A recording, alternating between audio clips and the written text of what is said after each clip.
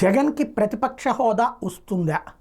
ఇది అత్యంత ముఖ్యమైనటువంటి అంశం. ఎందుకంటే ప్రతిపక్ష హోదా కావాలంటే గతంలో 1952లో తొలి స్పీకర్ ప్రారంభించినటువంటి సంప్రదాయం ప్రకారం 10% సీట్లు ఉండి తీరాలి. అది రాజ్యాంగంలో రాయలేదు, చట్టంలోనూ పేర్కోలేదు. అయితే దేశవ్యాప్తంగా అన్ని అసెంబ్లీలు అదే ఫార్ములా ఫాలో అవుతున్నాయి.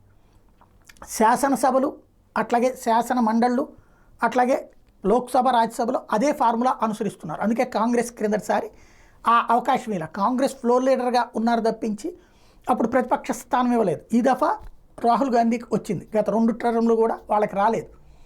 అలాగే వివిధ రాష్ట్రాల్లో ఉన్నటువంటి సిస్టమ్ ఇప్పుడు అలా లేదు కాబట్టి రాజ్యాంగంలో నాకు కావాలని జగన్మోహన్ రెడ్డి అడుగుతున్నారు. అలా లేదు కాబట్టి చట్టంలో నాకు కావాలని అడుగుతున్నారు.